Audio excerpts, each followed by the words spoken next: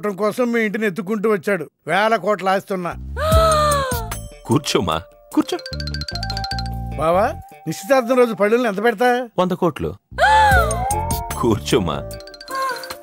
పెళ్లి రోజు ఇంకో 500 కోట్లు ఇస్తాడు. డెలివరీ టైం అనుకుంటా. నువ్వు వినాల్సిన శానం ఉన్నాయి. అట్టాగే నుంచునుండమ్మా. మీ ఆయన కూడా ఉంటే మిగతా విషయాలు కూడా మాట్లాడుకోవచ్చు.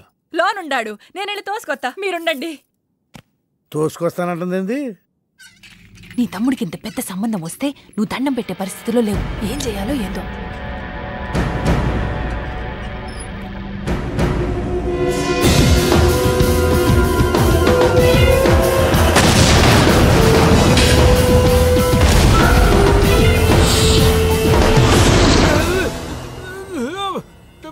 యాక్సిడెంట్ లో కాలు చెయ్యి నోరు అన్ని పడిపోయేలా లోపలికి తీసుకుపోతా.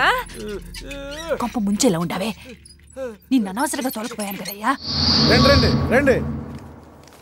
అది అక్కడ.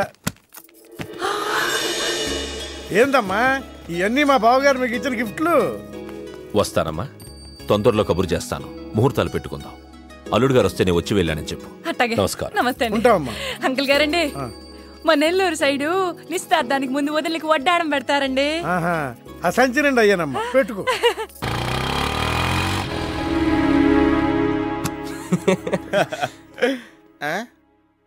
ఇది మన ఇల్లు కదా, పద.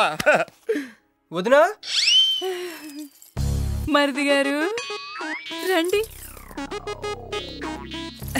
ఇంకో 2 చేతులు, ఇంకో 2 మెళ్ళు ఉంటే ఇవన్నీ వేసుకోవాలా? బాగున్నానా? కడుపుతో ఉన్న చంద్రముఖిలో ఉన్నావు అక్క. ఈ నగలో ఈ డబ్బు ఈ సామాను ఇవన్నీ ఏంటి? లాటరీ ఎంత తగిలిందా? ఎంత? 1000 కోట్లు. అట్నే ఉండు, అట్నే ఉండు, అట్నే ఉండు.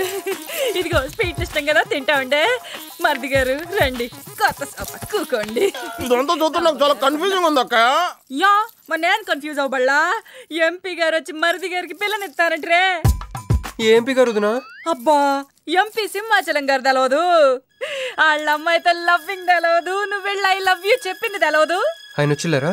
ఇవన్నీ ఇచ్చెళ్ళారు కూడా. అందుకే సంబంధం ఖాయం చేసి ఉండా.